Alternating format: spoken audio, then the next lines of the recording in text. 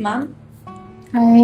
Morning మా neighbour కి fits వచ్చాయి మ్యామ్. వాళ్ళు ఏంటంటే 2 days నుంచి ఆయన ఆల్కహాల్ తీసుకోవట్లేదు. సడన్ గా ఆపేశారు. అంతకు ముందు చాలా డ్రింక్ చేసేవాడు. సడన్ గా ఆపేయడం వల్ల సీజర్స్ వచ్చాయి అనుకొని వాళ్ళు మళ్ళీ ఆల్కహాల్ తీసుకొచ్చి పోయడానికి ట్రై చేశారు. నేను ఇంక కష్టపడి ఆపాను. ఆపేవా, మంచి పని చేశారు. చాలా మంది ఇలానే ఆలోచిస్తుంటారు. ఆల్కహాల్ విత్డ్రాల్ సీజర్స్ అంటాం వీటిని. సో చాలా రోజుల నుంచి ఆల్కహాల్ అలవాటు ఉన్న వాళ్ళు సడన్ గా స్టాప్ చేస్తే, అంటే వాళ్ళకి ఏదైనా హెల్త్ బాగాలేక ఆపినా లేదా సెల్ఫ్ రియలైజ్ అయ్యి ఎవరైనా స్టాప్ చేసినా సడన్ గా మాత్రం స్టాప్ చేయకూడదు. ఎందుకంటే వాళ్ళకి బ్రెయిన్ కి అడిక్ట్ అయిపోయి ఉంటుంది ఆల్కహాల్.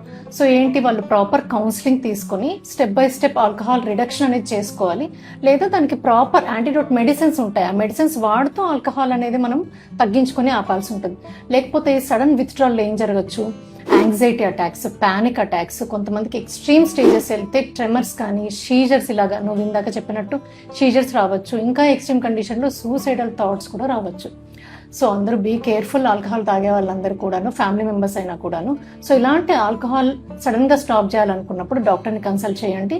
అలానే ఒకవేళ ఆల్కహాల్ విత్డ్రాల్ సీజర్స్ వస్తే దానికి ట్రీట్మెంట్ ఆల్కహాల్ కాదు, దానికంటూ ప్రాపర్ ట్రీట్మెంట్ ఉంటుంది. గైడెన్స్ తీసుకొని డాక్టర్ సూపర్విజన్తో మీరు ఇవి అన్నీ ఫాలో అవ్వాలి.